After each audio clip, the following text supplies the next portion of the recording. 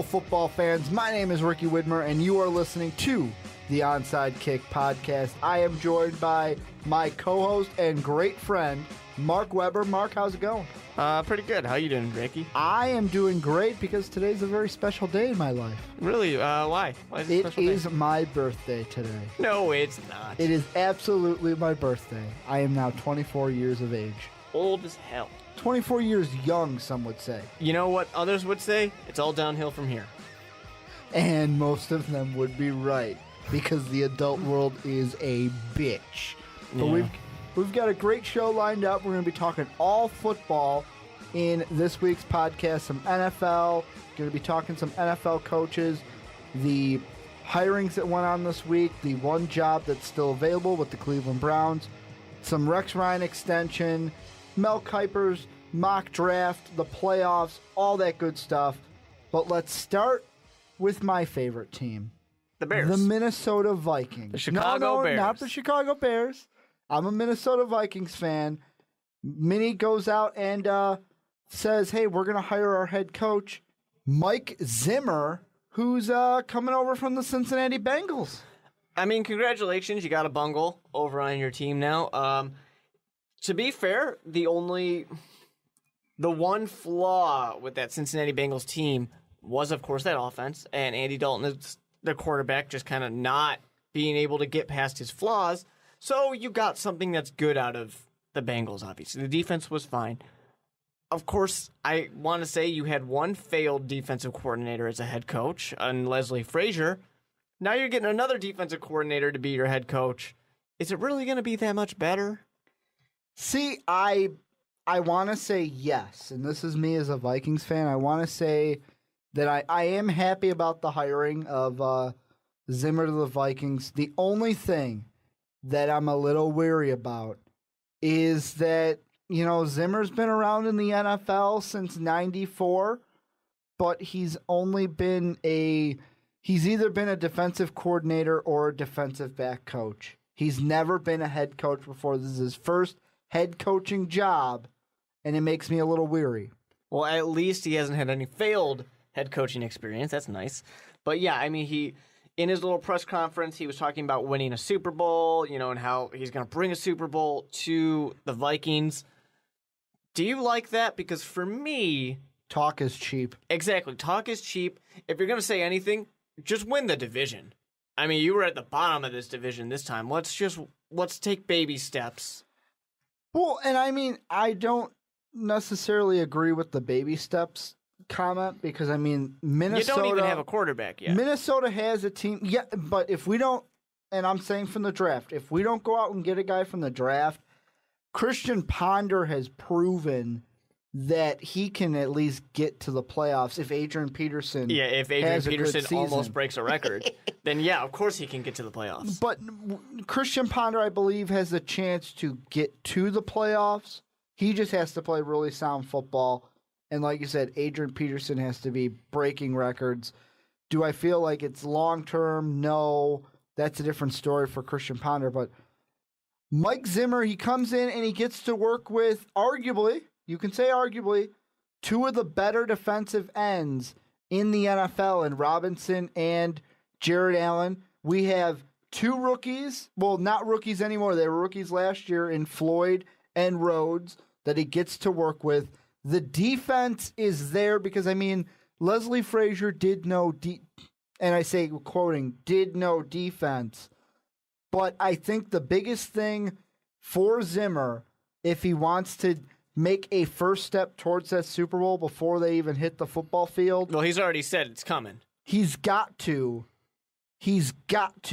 bring on Norv Turner as his offensive coordinator, which Pro Football Talk is reporting that the Vikings are close to an agreement with Turner. Yeah, I mean, that's the talk right now, and it looks pretty nice. Norv Turner definitely would be something good for you guys. It would help out a lot. But at the same time, I mean, I just think, personally, I think the thing that Minnesota needs, the weapons are on offense. You should have, and I know you wanted Jake Gruden, but an offensive-minded head coach would have been best for this team. I'm not even saying that Mike Zimmer is bad, because I don't think he's bad. I think he's going to be just fine. The problem is I don't think he's going to be anything that's special. Better than Leslie Frazier, not great. I know that I really did, guys. I really did want Jay Gruden as the head coach of the Vikings. But if I can have Zimmer, who I'm not really sure how his first year as head coach is going to be, because, like I said, this is his first ever head coaching job. But if he can bring a guy on, and especially in Norv Turner, who we've talked about, I've explained Norv Turner as he's going to be a great offensive coordinator, not quite cut out to be a head coach, but he's been a head coach, so he'll be able to help Zimmer if Zimmer has any questions, any problems. Turner would be the guy. See, Plus, I don't like that dynamic. I don't like the dynamic of having your head coach go, "Hey, coordinator who I hired, why don't you help me coach this team? You know, why don't you answer my questions?" No. I'm not saying that I'm not saying Mike doesn't know what to do.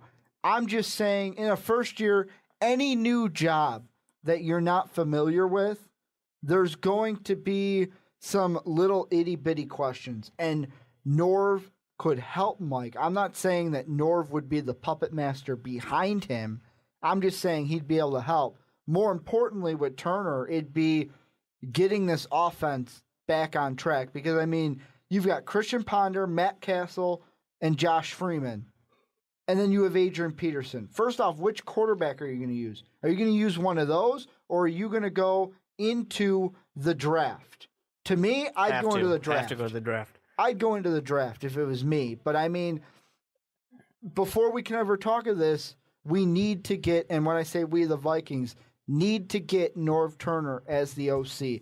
I think if we don't, Zimmer's first year could not be a successful one. I got to ask one thing, Ricky. Aren't you terrified that the sadness will follow Norv Turner out of Cleveland? The sadness likes to linger. No, because when I think of Norv Turner, I don't think of him as former Cleveland Brown OC. I think of him as former San Diego head coach. Mm-hmm. And look at what he did with Phillip Rivers. For a while. I mean, started to taper off. Ken Whisenhunt did way better things with Phillip Rivers but they had Norv success Turner. together, and then it just kind of fell apart towards the end. So I definitely can agree with you on that one. He doesn't have a quarterback at the same caliber as Phillip Rivers on this team. He can get one in the draft. You might swing and you miss at the same time, and in that case, you got some problems. But that's going to happen no matter what. No matter who you bring in, you're risking, can we draft a good quarterback, I think, if you're the Minnesota Vikings, because that's what they have to do. They need a quarterback first overall pick. For their first round pick. Yes, which would be 8th overall. And I mean, with you could look at any mock draft, and there's some that have Manziel going to the Vikings, some have Teddy Bridgewater, others have Blake Bortles, some have Derek Carr. I know that for me personally, I'd like the Vikings to get Manziel. Do I think that'll happen? No. But there is a tier of quarterbacks that, yes, like Bridgewater, Manziel are better than the Bortles and Carr, but any of those quarterbacks would be good to work with Norv Turner. Yeah, definitely. So it'll be interesting to see. I don't think, everybody, you love Johnny Manziel. Johnny Manziel, everyone on our podcast is a big Johnny Manziel fan. I don't think you want him if you are a Vikings fan. I just don't think he's going to fit with that team very well. You want a guy who's just going to pass the ball and allow Adrian Peterson to be the guy running the ball. Because if you have, Manziel who can run the ball, I think that's going to take away from Adrian Peterson because he himself is just such a dynamic runner. And of course, you could also say that maybe Norv Turner is going to say, okay, stop that running around thing. I don't want you getting hurt like RG3 got hurt a few years ago. So maybe they'll try and stamp that out, and I don't think that's going to work well. If you're a team, you have to let Johnny Manziel play Johnny Football's football. Which I think just because we're talking about Minnesota, I feel like that can happen in Minnesota. I feel like... You think he can play Johnny Football's football in Minnesota? I like the way I see Johnny football is I think right away of the scrambles against Alabama, the scramble throw against Duke, and when you have a running back that can run the football, and then you think about play action, a guy like Manziel, I like. It comes to mind. I like that. Because then he's a guy in play action where you have to worry about that arm or him running. Yeah, I mean, it definitely is scary. I just don't see Norv Turner being the guy who says, yes, run around, have fun out there, play that backyard football. I don't see that out of Norv Turner, especially when he's dealing with guys like Julius Peppers, Ndamukong Suh, Nick Fairley, guys who are going out there to hurt him, Mm-hmm.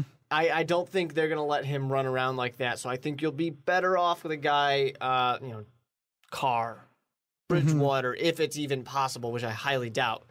A situation like that, I think that serves Minnesota better. Well, and before I want to move on to the other coaching moves that happened this week in the NFL, but before we give our final grade for Minnesota, I just want to throw out that even though Zimmer didn't give much in his press conference about what he's going to do, the one thing that he does plan to do with the team on defense is he wants to run it much like he did in Cincinnati, where he'd run a 4-3 base scheme, and basically the huge point of this defense would be the front four and man coverage. And it's funny how you talk about Jared Allen and Robinson, and you're talking about a big front four. So, I mean, if he can get some defensive tackle help, I mean, Floyd, we just drafted, like I said, a rookie last year. Get him in this, get him going. This Vikings defense, I feel, can be good, and that's why I'm giving this higher in A-, A+ if he gets Norv Turner to jump on. I will say one thing, though. Have fun playing man coverage against Calvin Johnson, Alshon Jeffrey, Brandon Marshall.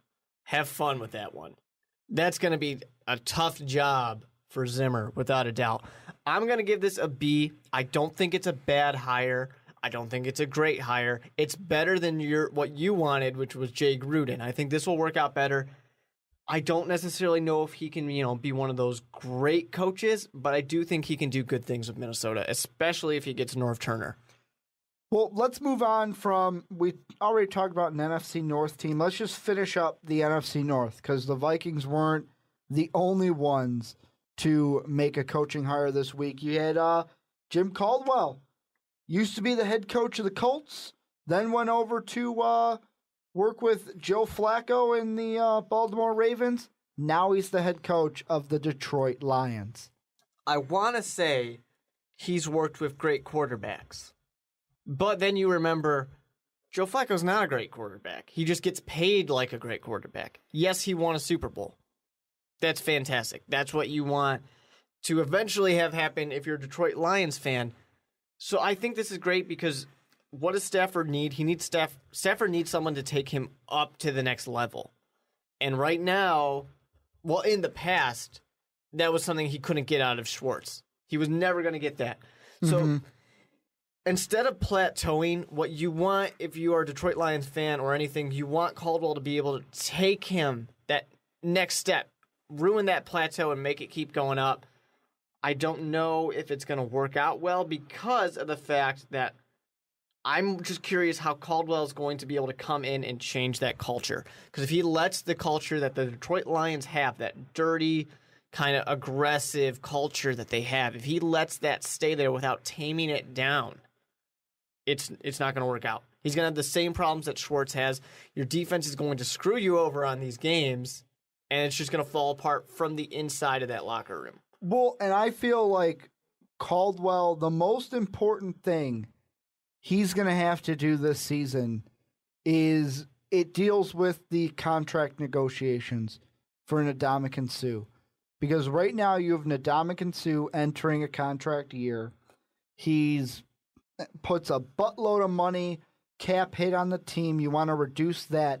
But also, you want to make it clear to this player who many have voted, have voiced their opinion the dirtiest player, not even just in the NFL, but in all of sports, in the whole entire sporting world. This guy is the dirtiest player. I believe it.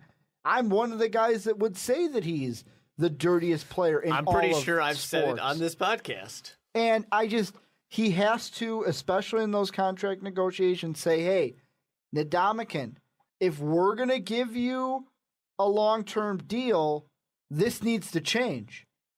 Because if it doesn't, we're not going to go anywhere. I mean, you got to think, Caldwell was with the Indianapolis Colts from basically 2002 until 2011.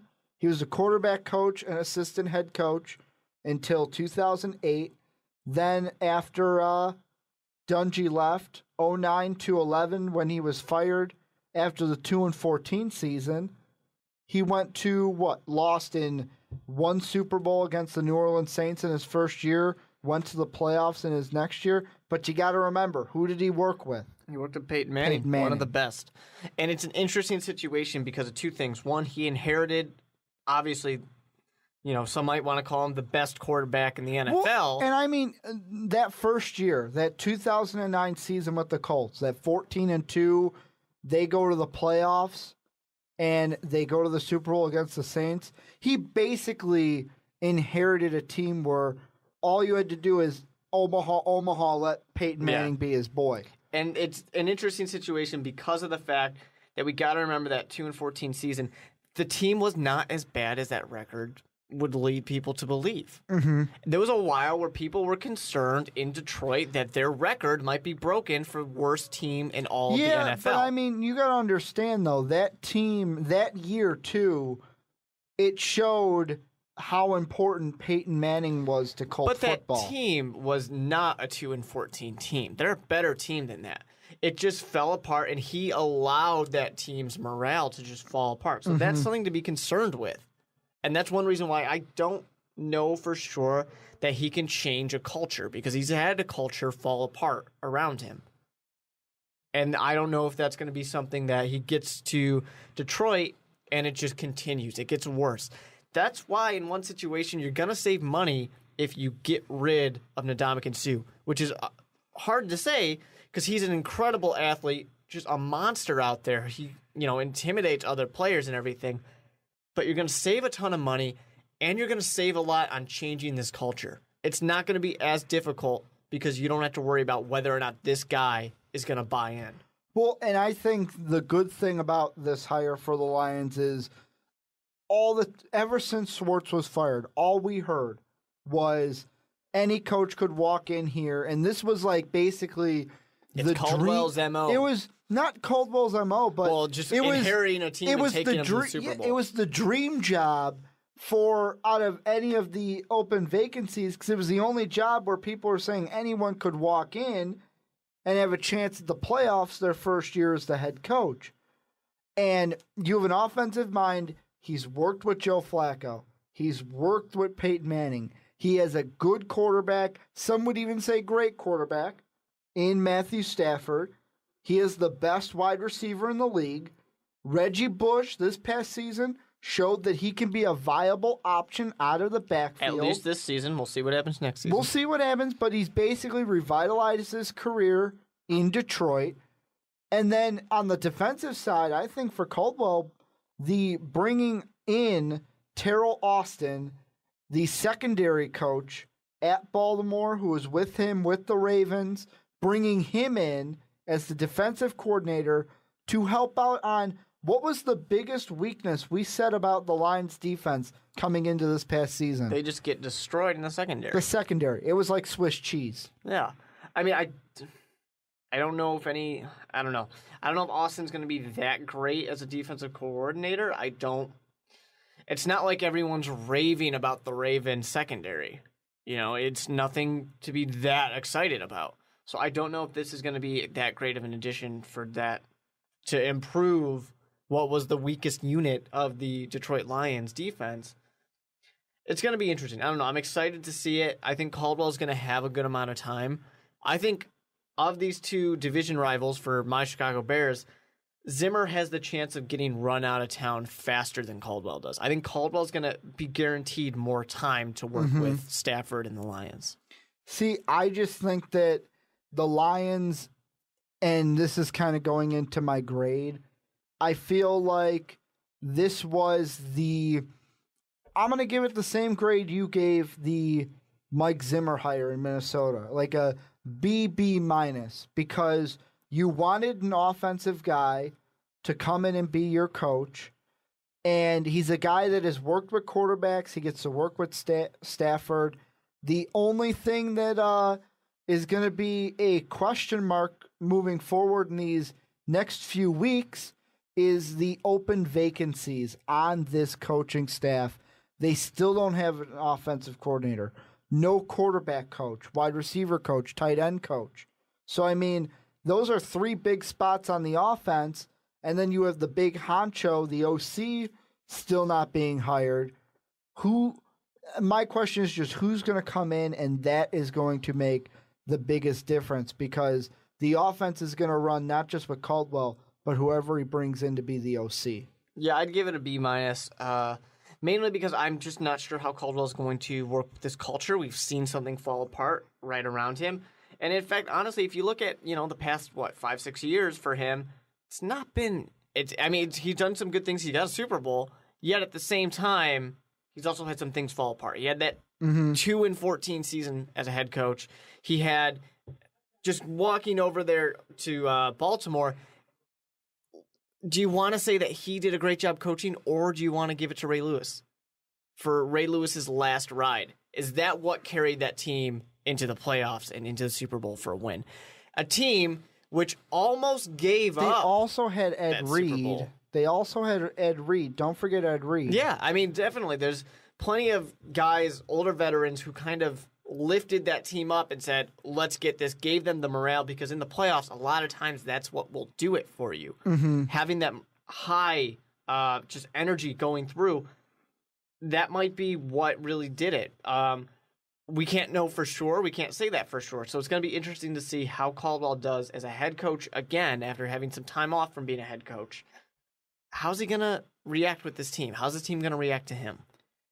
And now I want to move on because we're talking a lot about the NFC North. Want to move over to the AFC, and it's Caldwell's old division, the Titans.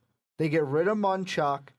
They bring in San Diego, now losing two coaches because Tennessee brings in Ken Whisenhunt to be the head coach of the Titans, his first head coaching job before getting... I believe he was fired from Arizona, right? Yeah. Fired from Arizona. Now he's with the Titans after a one-season stand with the San Diego Chargers. And who does he bring with him? His tight ends coach, Jason Michael. So the Chargers lose two coaches. Titans gain two. Yeah, this is good for Titans. This might be of the coaching hires we're talking about, I think this is the best one. Unfortunately for Tennessee, Fitzmagic? He's going to be the one doing it. Are we going to see that magic come out? I don't think so. I think the Tennessee Titans need a quarterback. I don't know who they're going to get. To be honest, I think this is the team that goes and gets a veteran to wait until next year's draft class, which is unfortunate because Whisenhunt... By you mean wait and get a veteran, do you mean go into free agency, or go and get someone off of free agency, or keep Fitzpatrick, or Fitzmagic as you call them? Yeah, you can't deny the Fitzmagic of the beard, but I think you could keep him for now. Let's see what happens. Let him compete because it's basically an open quarterback competition. I don't know who would really fall to the Tennessee Titans because that's what they're hoping for. The Tennessee Titans had the 11th pick in the draft. You're not going to get a great quarterback to fall over to you. Well, and you have other position needs. Let me throw this question out to you. And the only reason I ask, we're going to get to it a little bit more later in the podcast, but let's say what Mel Kiper in his first mock draft said is true. Derek Carr, by pick 11, not off the board. If you're Ken Whisenhunt, if you're Jason Michael, the new OC in Tennessee, do you take Carr?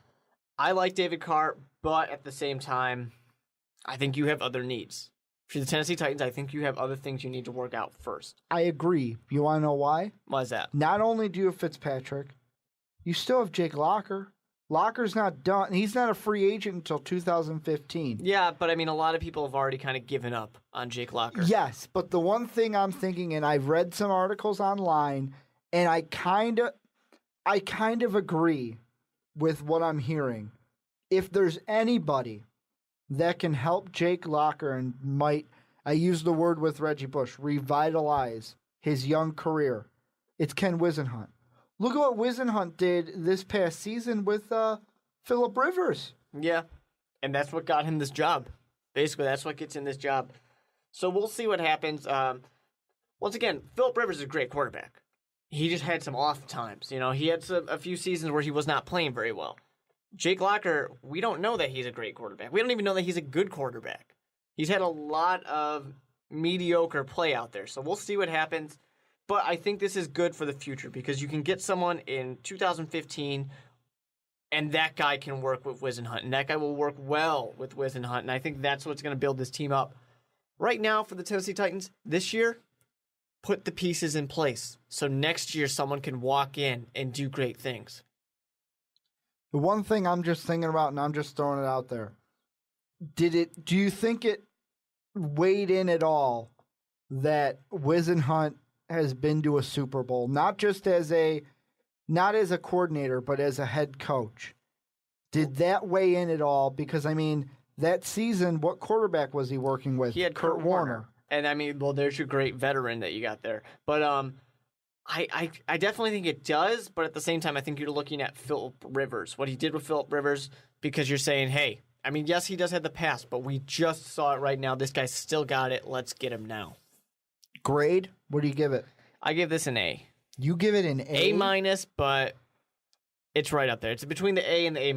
I'm gonna give it a B+, only because I'm just weary about Tennessee, and I want to see what they, meaning Michael and Whisenhunt, do with the biggest question mark on this Titan team, CJ2K.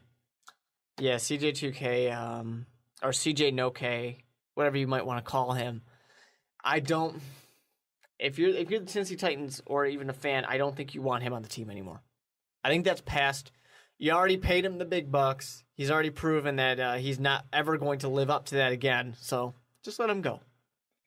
And now moving, before we get to, I want to talk about the Rex Ryan contract extension. But first, we got to talk about the best team in the NFL. We got to talk about the only coaching vacancy left in the NFL. The job that nobody wants. The Factory of Sadness. Cleveland Browns, nobody wants that job. And every time someone's asking about it, it's someone going, no, I'm good. I'm good. Although, I will say the Browns are in a good position of, the coaches that are in the playoffs are still in the playoffs, not interviewing for jobs. So maybe they'll lock up one of those guys by waiting where everyone else, has already gotten their guys. And let's remember, the Chicago Bears had a little bit of a later hire, too, last season, and everybody's raving about Mark Trestman. Mm-hmm. So it's not a death sentence. What is a bit of a death sentence, I think, is you lose Norv Turner. So you lose a guy you just got. You lose, your head coach who shouldn't have been fired after 1 year. It's dysfunctional ownership, and it looks like everybody's trying to get away. Yeah, I keep looking at that. I keep looking at the Chud firing, and it's like, I keep saying to myself, really? After 1 year? I know that you were, from what you said, Mark, that they were mad that Chud didn't want to go with Manziel. Well, that's a rumor. We don't know for sure. But, I mean, even if that's true, why? Why? I mean, did you really expect him to do great things with 1 year? I think that the Browns put themselves in this position because of that stupid firing. Yeah, I think, exactly. I mean, you see a 1 year fire, and every head coach every candidate goes there. Yeah, they say, well, am I going to get fired in 1 year if it doesn't work out? Because there's a lot of things that need to be fixed on this team. I don't think I can go and just turn this around in 1 year. Well, and I mean, some of the big names that are being thrown out when it comes to this coaching job. We've talked about it before. He's still in the playoffs. He's going to be coaching this weekend. Mm-hmm. Josh McDaniels. He withdrew himself from the consideration before, but the thought is that it's because he's in the playoffs. The thought is that after he leaves the playoffs, in my book, he's still a candidate because I feel like McDaniels, you stay with the Patriots and you're basically guaranteed. In my mind, when you're working with Tom Brady, there's a pretty good chance you can go to the Super Bowl, no matter who you got out there. And that's what the Patriots have shown this season. I still think he's still a candidate until the job gets filled. But two of the other names that are kind of circling are you have Packers quarterback coach Ben McAdoo, who interviewed with the Browns last week. It makes no sense to me, but that's okay. I mean, you have a guy who the only reason anyone knows his name is because of Aaron Rodgers. And, I mean, two other names that are linked with the Browns. I mean, you got Mike Munchak, but, I mean, realistically, does he really want to take that job as the head coach of the Cleveland Browns? Well, and then you have Denver Broncos offensive coordinator, Adam Gass. I would stay away from Adam Gass because of the fact that Peyton Manning equals Omaha. Peyton Manning does what Peyton Manning wants. Omaha. So it just no, not that one. For Munchak, I guess it's not bad because does he really want to go back to being a coordinator? Probably not. He probably wants to be a head coach. So if you can go right back into being a head coach, that might not be a bad thing. It's not like the Cleveland Browns are that much worse off than the Tennessee Titans. Don't worry, Mike. You'll get fired in a year. Pretty much. I saw a funny posting that someone put where they were basically asking, because they won 2 Super Bowls in Madden with Brandon Weeden on the Cleveland Browns, if they could get the job of the Cleveland Browns head coach saying, if you fire me in 1 year, I won't be that upset. Mm-hmm. I find it funny that nobody wants. I don't find it funny that nobody wants to go there. It makes perfect sense. It's just that it's unfortunate. What did the Browns expect? Did they expect people to be flocking for this job? Like, you know what, Joakim? I do want to take my children and my family to Cleveland. I do want to do that. No one's saying that. No one wants to volunteer to be sad. But I will throw this out there, and this will be the last question before we talk some New York Jet football. How many more days do you think we have to wait until we see a head coach for the Browns? How long will this vacancy be a vacancy? I don't know. I mean, there is a honest reality. Let's put it this way. Super Bowl, before or after? That's what I was getting at. There's a real chance that post-Super Bowl, the Browns might still have an open head coaching spot. There is a good chance at that. Hell, even by the Combine. Well, I mean, it is Cleveland. I don't know. You got to get somebody back by that. By that time, you go, all right, how many Madden Super Bowls have you won? 4? Hell, we'll give you a year. Why the hell not? To be fair, I've won more than 2 Super Bowls as the Cleveland Browns in Madden. I can do that job. I'm willing. But now to move on from new head coaches to a head coach that, honestly, I was surprised didn't get canned at the end of the season, and instead the Jets do the opposite. They take Rex Ryan and they say, hey, you know what? You've done a bang-up job here. Let's give you a 2-year contract extension, which would basically keep him with the team. And I say 2 years. It's not exactly 2 years. All we know is that he signed a multi-year extension. So it's at least 2, but it could be more. Yeah, I know that the locker room loves Rex Ryan, and why? He's a very charismatic guy. He responds well with this team. They like him. But it isn't a good idea. He's a glorified defensive coordinator who was never going to take this team to a Super Bowl. Yes, he got close multiple times. Yeah, but he inherited a team. Exactly. It was in his first 2? His first 2 seasons. Team. He went to the AFC Championship game and lost to who? The Colts and the Steelers. The Colts and the Steelers. Those are good teams, though. But I mean, essentially for the New York Jets, I don't think they go to a Super Bowl with him. He's a defensive coordinator. That's all he's ever going to be. He neglects your offense and has neglected your offense and has shown time and time again he doesn't understand what he's doing. But to be fair, this is the team that went out and got Tim Tebow for no apparent reason, just to sell some jerseys. Mm-hmm. So I have I'm not really surprised by this news because why the hell not? But it's a bad move on the part of the Jets. It's not the worst thing in the world because they were going to have him anyways. They can always fire him next year if they really want to. But I don't see a point. I don't understand what they're doing with this. I will say one thing, though, and this is kind of a little bit off the topic of the extension, but it's something funny that I noticed.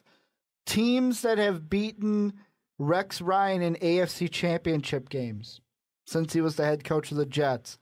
Guess what record those two teams would have in their Super Bowl games? You mean including the playoffs? What record they have? No, just the Super Bowl. Like they beat Rex Ryan in the AFC Championship game. What did both of those teams do in the Super Bowl? Both those teams lost in the Super Bowl. The Colts lost to the Saints, and then the Packers beat the Steelers. So it's not good to beat Rex Ryan in the AFC Championship game because then you'll lose in the Super Bowl. Yeah, if with all the random comparisons and coincidences we can mention for winning a Super Bowl, which there's plenty of them right now. Plenty of them out there. But yeah, I don't know. This team needs to part ways with Rex Ryan eventually. It's not happening yet, so this team can continue to be mediocre. Well, I mean, his best season was that 2010 season when he went 11-5, finished second in the AFC East. But since then, 8-8, 6-10, another 8-8 season. Overall, he's 42-38, which to me says, okay, you're a little bit over 500. He's about at 519. And in the playoffs, he's 4-2. But those are 2 out of 5 seasons. Yeah.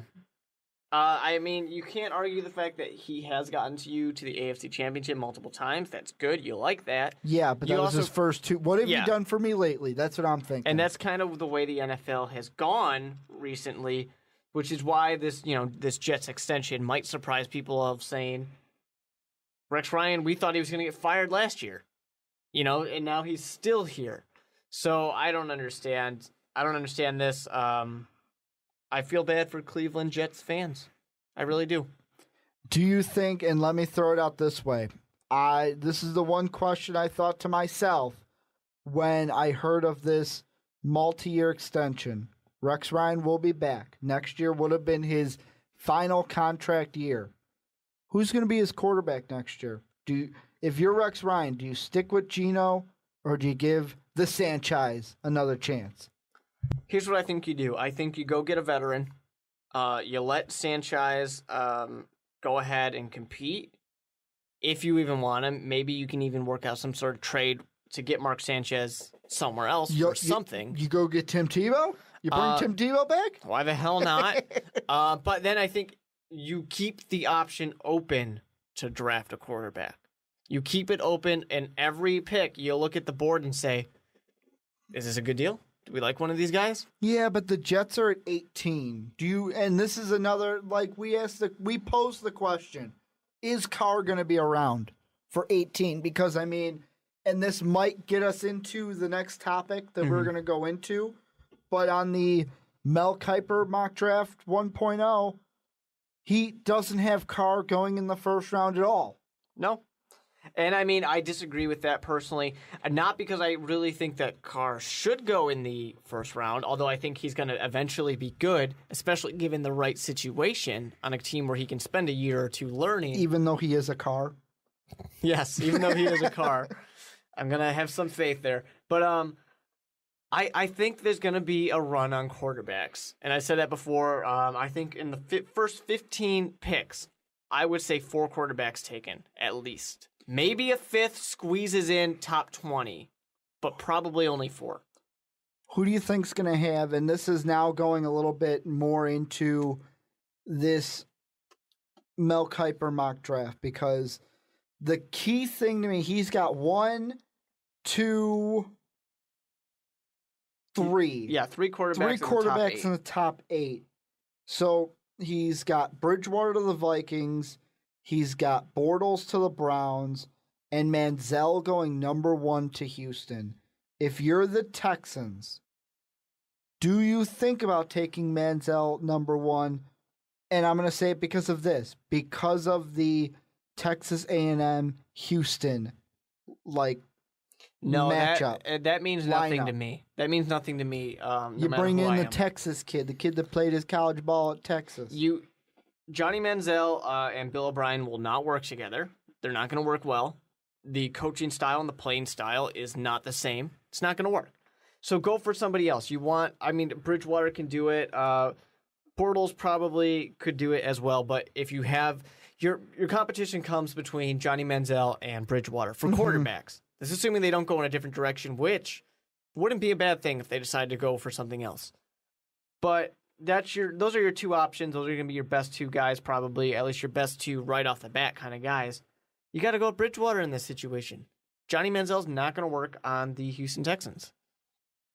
You really think, though, do you still think that Bridgewater is the number 1 overall pick? Yes, I do. I think he will be. Although, like I said, there's time for that to change, and I think there's a good case to be made for the Houston Texans to not draft a quarterback this year. Or to wait it out? To wait until 2015. Although the team is still good, you might be able to play... Matt Schaub almost got these guys to the Super Bowl. You can place a veteran in there and just continue that type of success. It all comes down to what Bill O'Brien wants. He has a specific kind of quarterback he wants. He wants a Tom Brady-esque quarterback, a guy who will be his partner, the guy who will, talk with him for hours about football and constantly analyzing the game. Which one of these guys does Bill O'Brien think is going to do that with him? Well, you got Schaub with you on this team until he's a free agent in 2017. Yes, he's 32 years old, but he's going to be with this team unless he's traded for another 1, 2, 3 more seasons. And the pieces are there. This Houston team, if Arian Foster was healthy and didn't have a shit season, I should know. He was on my fantasy team. If he doesn't have a shit season, Houston's not at the number 1 pick. They might be the 6th seed in the playoffs. Yeah, I think they could have used a little wide receiver help as well. Yeah, Andre Johnson needs a little bit more help, and I kind of think of the Detroit Lions when I say that because the Lions are the only other team in the NFL where it's Megatron or bust. Yeah, but they have the pieces in place, so it's a rough situation because if you don't draft one of these top quarterbacks now, you might not be able to get a top quarterback next year.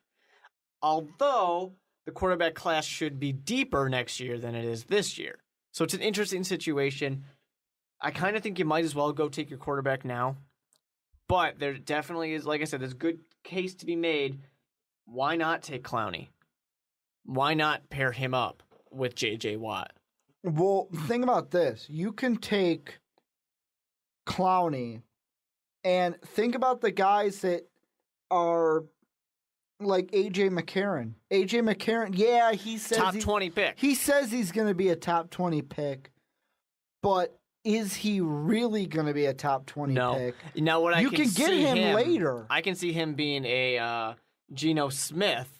I'm pissed off and I'm leaving because no one's drafted me yet type of situation since he's so convinced he's going to go in the top 20. You got to think. There are quarterbacks that I think you can get later that can be good quarterbacks in the NFL. A.J. Especially McCarron. in this system. Zach Mettenberger. Logan Thomas for Virginia Tech, Jimmy Garoppolo, I don't really know Eastern Illinois. It's kind of like the Tony Romo effect. I would stay away from that. You have Aaron Murray out of Georgia. You have Taj Boyd out of Clemson. David Fales to me out of San Jose State. Joe Flacco of this draft. Sure, it's possible. Definitely is. He's definitely an impressive guy. Or what about your boy Jordan Lynch? Yep. Not going to work in the Houston Texans offense with Bill O'Brien. I'm just saying as I feel like Jordan Lynch can have has the potential to have a successful NFL career if given the chance. Yeah. Well, I mean, I don't know. I like Jordan Lynch and I like NIU, but I'm not so convinced. Dream world, I want to have it happen. But I think honestly, if the Houston Texans, your ideal situation is you trade down because you're still going to get a top quarterback. The next situation, it really comes down to, do you think that Bill O'Brien has his quarterback, or do you want to wait? Because you can wait and leave an open competition. You can do that. It's fine. Mm-hmm. You can't do that if you're the number 1 overall pick and you take a quarterback, though. Mm-hmm. So we'll see what happens with that one. Well, and now kind of to wrap up this week's podcast, we have 4 teams left. Gonna talk about the playoffs. 2 in each division. Both of the conference championship games will go on this Sunday. The first of the 2, which will be on CBS, 2 p.m. Central, 3 p.m. Eastern. The Patriots, 12-4, traveling to Mile High to play the 13-3 Omaha Broncos. And Belichick's warned his team to be careful in Mile High. Don't get high. Don't get mile high, as they say in Denver. So this is an interesting one. Obviously, you got your Peyton Manning versus your Tom Brady matchup. That's all anybody cares about. Mm-hmm. It has great potential because it's funny that you have all these great receivers that we know their names in Denver. In Denver. And then you got these guys playing for the Patriots that were saying, wait, what happened to Gronkowski? What happened to Wes Welker? Amendola? That guy's healthy? Well, I don't know. I feel like, and I told you this before the podcast, and I'm going to say it now. I feel like the Patriots are going to win this game, and this is why. I was wrong at the beginning of this playoffs, I will say. The Chargers weren't the coincidence. I said it was going to be the Chargers because since 2009, the team that's beaten the Eagles in week 2 has won the Super Bowl. Their opening home game. Not necessarily week 2. Okay. Won their opening home game, won the Super Bowl. It wasn't that. That wasn't it. The coincidence that we'll get to the Super Bowl and the Patriots might win the Super Bowl because of it. The Ravens last year won the Super Bowl, won the AFC Championship game. What did they do the year before? Lost in the AFC Championship game. Where were the Patriots last year? They lost in the AFC Championship game. Where are they this year? They're in the AFC Championship game. Coincidence or not, I'm going Patriots. They might just lose it again, though. They might just lose it again. So I think this is interesting. Yeah, but Peyton Manning might just... Peyton Manning hasn't had the best record against Touchdown Tom. No, he hasn't. Or Tommy Terrific. He hasn't, but none of that matters if this game is different. That's the situation. I mean, any given Sunday, this game is only this game. That's all that matters here. It's going to be 2 great quarterbacks going up against each other. Denver's got to watch out for that defense because that defense has been having some trouble lately. And you know Tom Brady's going to light it up. Of course, at the same time, you know Peyton Manning's going to light up New England's defense as well. So I think this is going to be an interesting situation. It might honestly come down to who has the better running game, which is surprising in your Tom Brady versus Peyton Manning matchup. Which I'm kind of surprised. If you were telling me that LeGarrette Blount would be one of the leading offensive weapons for the Patriots coming into this game, I would have been like, you're high. Or if you would have told me what week was it where the Patriots played the Falcons? Was that week 2? Week 2 or week 3?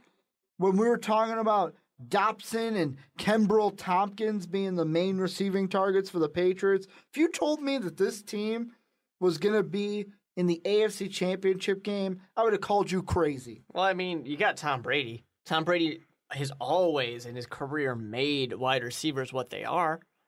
And, of course, I mean, you get a guy like Wes Welker. Unfortunately, we don't get to see it yet. But because he goes to play with with Peyton Manning now, still being great, I would love to see Wes Welker play with a non-elite Hall of Fame quarterback just to see what happens. But this is an interesting matchup. I still ride with Peyton Manning on this one. I think he's going to ride away into the sunset with a Super Bowl victory. And he's lost to Tom Brady's Patriots twice, won once. I think he's going to want to even this one up. And I'm looking right now at NFL.com as a Manning versus Brady complete history. And I'm just looking at these classic games that these two have played. And I don't know, I'm seeing a lot more New England wins than Peyton Manning wins. But I think the biggest key is when you look at the Manning-Brady rivalry next chapter this week, this is a different Patriot team. Definitely. And, I mean, you also got to remember, of course, Peyton Manning on a different team. He's not a Colt anymore. Yeah, but I mean, earlier this season... Yeah, they did play. He did get to play Tom Brady before. And the Patriots did win by... Yeah, they won by 3 in overtime, but they still won. And then they played October 7th, 2012, when Peyton was on the Broncos, and guess who won that one? Very different team they're playing in that situation. Guess who won that one? It comes down to any given Sunday, especially when you have two of the best quarterbacks going up against each other. It's a coin flip. Who's going to take this one? Like I said, I think it could come down to who has a better running game, because that's going to open things up for the passing game, of course. We're going to have to wait and see. I'm taking Peyton Manning in the Broncos. Really? I am. Well, the only reason you're taking Peyton Manning in the Broncos is because your Super Bowl prediction from the offseason is still alive. Possibly, but I mean, to be honest though, I would take guys like Wes Welker, guys like both Thomases of the Denver receiving corps. You're talking about Demarius and Julius. I would take them over with whatever quarterback we have here over the no names that Tom Brady's working with. Yeah, I'm going to go with the Patriots, not only because of Tom Brady, but the hoodie. The hoodies, it's been a long time for the hoodie since he got another Super Bowl victory. The Does Dark he want to Lord, change that? The Dark Lord, the Sith Lord, whatever you want to call him, Belichick. He knows how to win these games, and he knows how to get his team ready. Plus, to me, John Fox, he's not that great of a coach. Doesn't matter. He's not coaching. It's Tom Brady. It's Peyton Manning. Peyton Manning coaching. Peyton Manning's taking care of everything. I forgot. Peyton Manning's coaching, guys. Peyton Manning's the coach. Coach. With his Omaha, and his Bud Lights. We just got to say something with the Omaha thing. Shut the fuck up, people. He's done this his entire career. What the hell are you talking about? Have you never watched Peyton Manning play before? Omaha. He's always done this. Why it's a big deal now, I don't But you care. got to remember what Omaha means. It's a run play, but it could be a pass play. It depends on many things.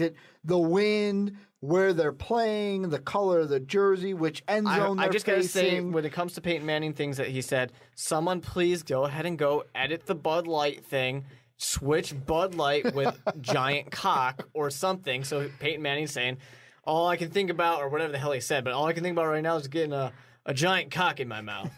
That's all I want to hear him say.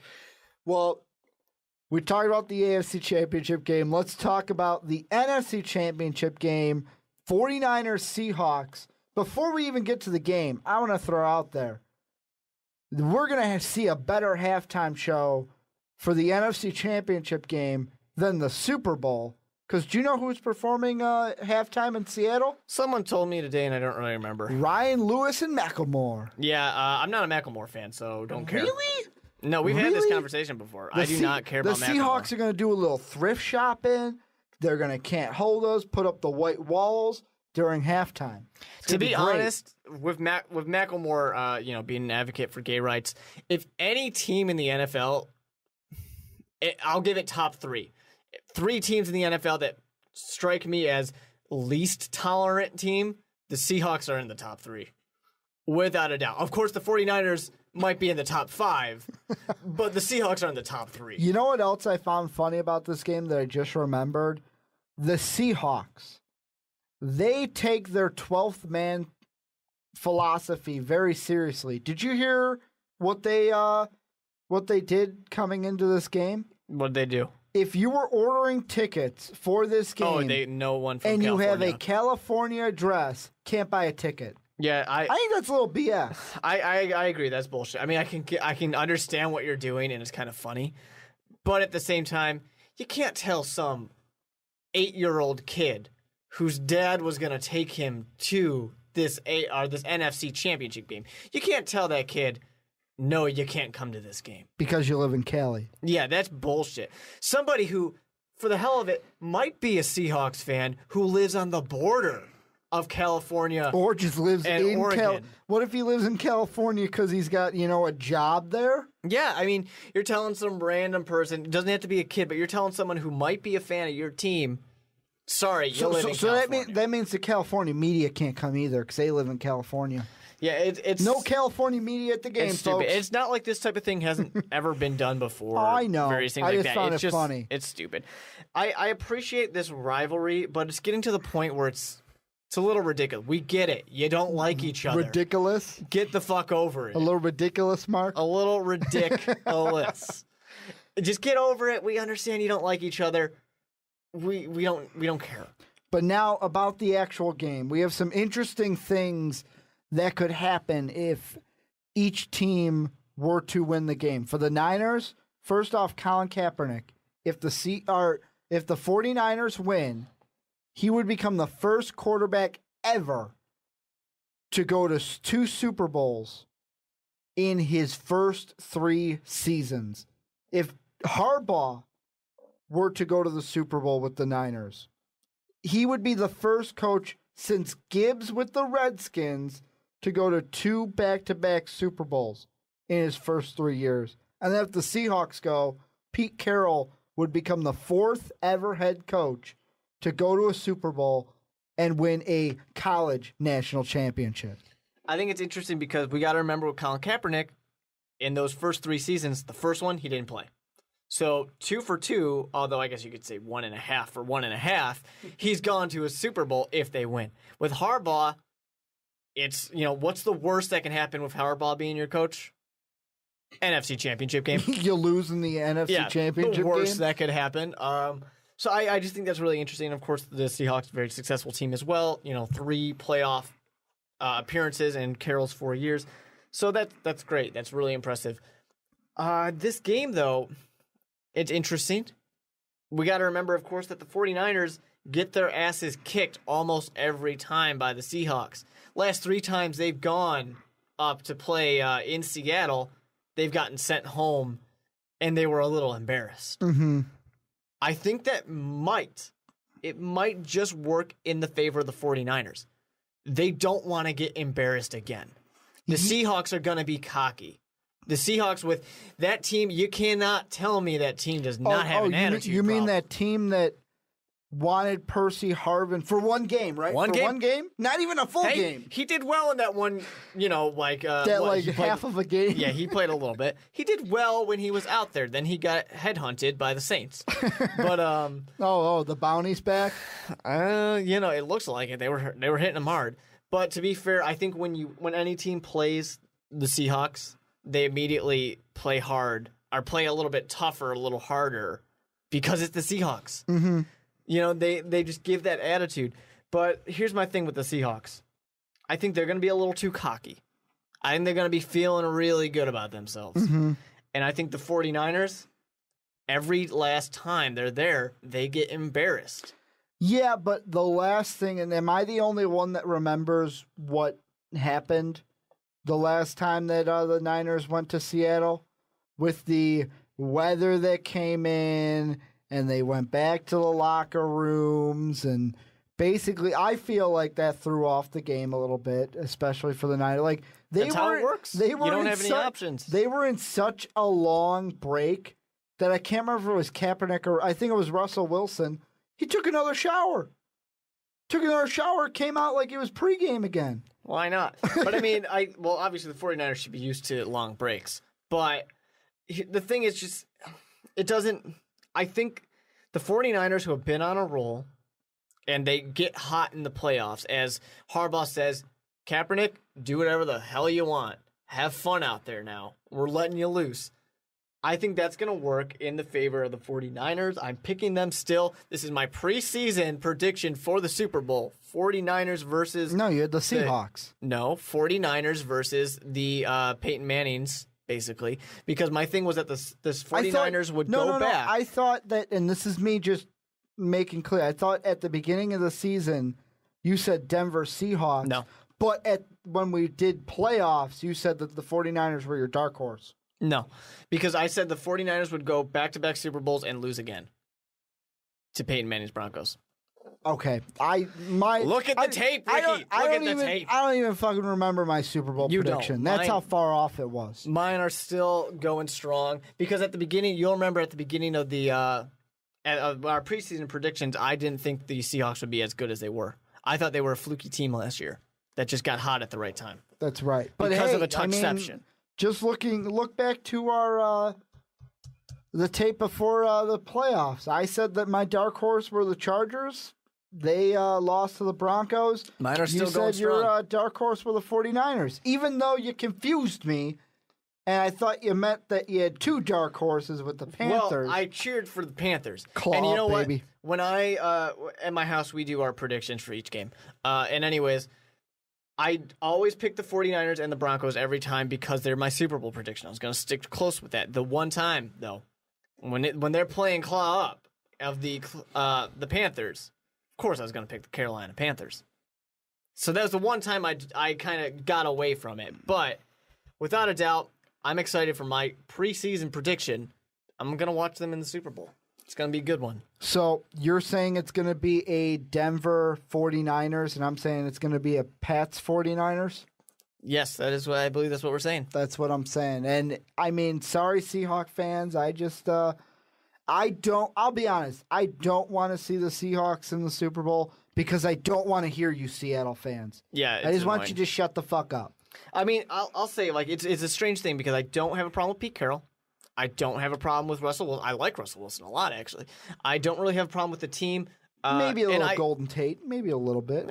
I like Golden Tate because he beat the Packers. So congrats. I love him. He's my best. I'll be honest. I also do love his great taunt. I think it was against the Rams where he wagged the ball at him while running into the end zone. I personal favorite, though, with Golden Tate is someone asking him after that Packers game if he, if he caught the ball or whatever. And he's like, I don't know what you're talking about. I caught the ball. It was a touchdown.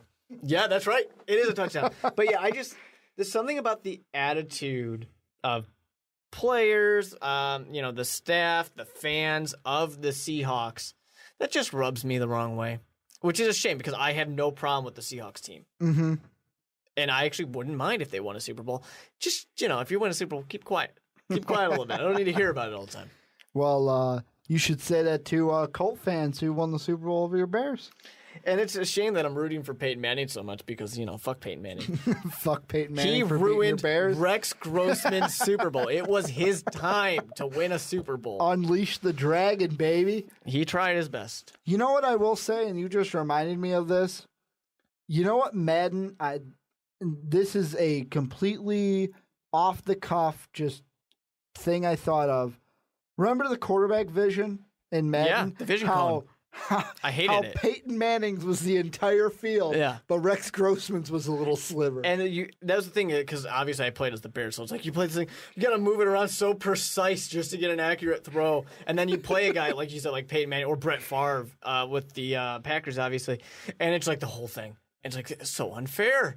This sucks. I hate this. I want to ask you really quick, Ricky, the matchup you most want to see and the matchup you least want to see in the Super Bowl. Matchup I most want to see? Patriots-Niners. The matchup I least want to see? Broncos-Seahawks. Because Broncos-Seahawks was like everybody's preseason prediction. Yeah. Mine's a little bit the opposite of yours because I most want to see, of course, the Broncos and the 49ers. Least I want to see the Patriots and the Seahawks. Although I will say, if the Seahawks and Patriots play each other, I'm cheering for the Seahawks. You cheer for the Patriots. Tommy terrific. Touchdown Tommy? Touchdown Tommy, baby. Well, I mean, you gotta give the Patriots a Super Bowl because coming from Aaron Hernandez to Super Bowl? Nope. I'm sorry, Boston. Baston? No, it's Baston. Baston, you lost. But they're Boston strong. You lost the Stanley Cup in 17 seconds. That's all. Don't worry, they'll lose the Super Bowl in 16 seconds. Why the hell not? But that's going to do it for the Onside Kick. Leave a comment down below. Hit that subscribe button, that like button. Follow us on Twitter at OnsideKickReal. Like us on Facebook, facebook.com/The Onside Kick. And as always, have a good day, everybody.